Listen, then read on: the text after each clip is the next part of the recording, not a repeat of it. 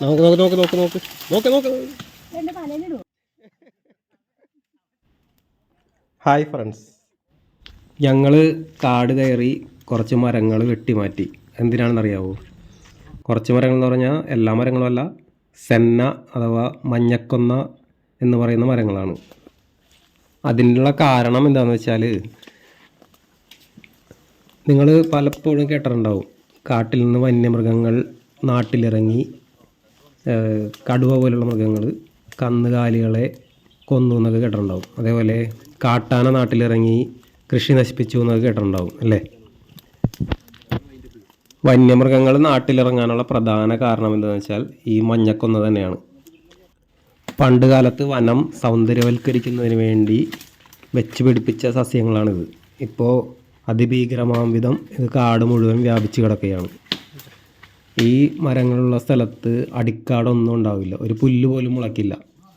അപ്പോൾ സസ്യഭുക്കുകളായ മൃഗങ്ങൾക്ക് ഭക്ഷണമില്ലാതാവുകയും അവ നാട്ടിലേക്ക് ഇറങ്ങുകയും ചെയ്യുന്നു. ഓട്ടോമാറ്റിക്കലി ഈ സസ്യഭുക്കുകളെ ഭക്ഷിച്ച് കഴിയുന്ന കടുവ, പുലി പോലുള്ള മൃഗങ്ങൾക്കും കാട്ടിൽ ഭക്ഷണമില്ലാതാകുന്നു. അങ്ങനെ അതുങ്ങളും നാട്ടിലേക്ക് ഇറങ്ങുന്നു. അപ്പോൾ അതിനു വേണ്ടി ചെയ്യുന്ന പ്രതിവിധിയാണ് ഈ മരങ്ങൾ നശിപ്പിക്കുക എന്നത്.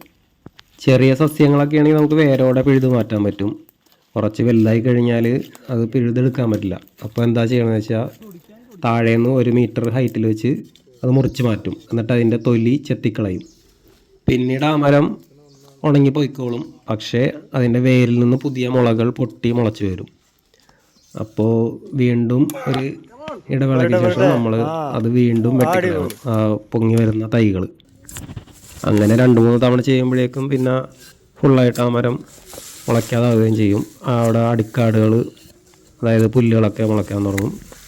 അതുപോലെ ആനയ്ക്ക് ആവശ്യമുള്ള ഈറ്റകൾ ഒക്കെ തനിയെ മുളച്ച് വരാൻ തുടങ്ങും. അതുപോലെ തന്നെ കാടിന് ദോഷകരമായി ബാധിക്കുന്നൊരു സസ്യമാണ് കമ്മ്യൂണിസ്റ്റ് പച്ച. കമ്മ്യൂണിസ്റ്റ് പച്ചയുള്ള സ്ഥലങ്ങളിലും പുല്ല് പോലും മുളയ്ക്കില്ല. അതിനെ നശിപ്പിക്കുന്നത് വേരോടെ പിഴുതെടുത്തിട്ട് തല കീഴായി എവിടെയെങ്കിലും മരത്തിൽ ചാരി വെക്കുകയാണ് ചെയ്യുന്നത്. അപ്പോൾ അത് തനിയെ ഉണങ്ങിപ്പോക്കോളും.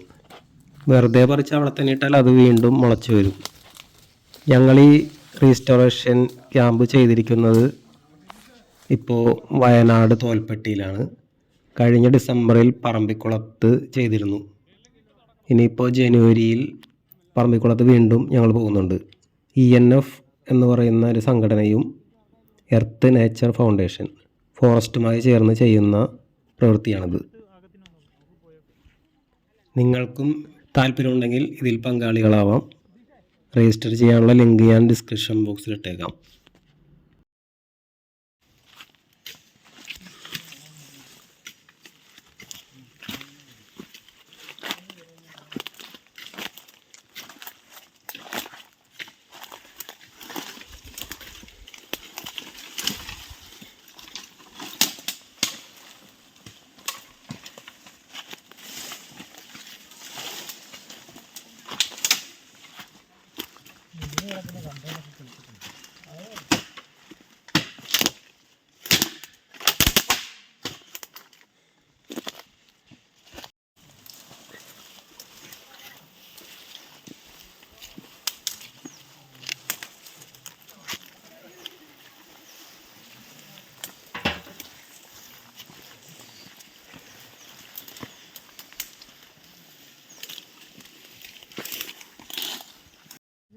പോവാ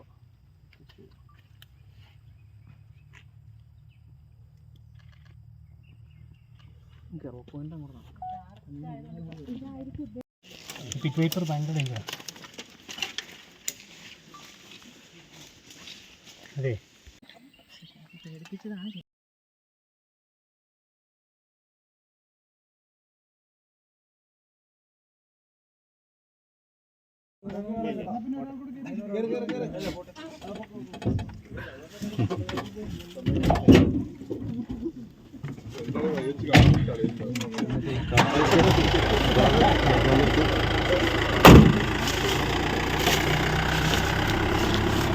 ചായ കുടിച്ച് റെഡി ആയിട്ടിരുന്നോട്ടാ.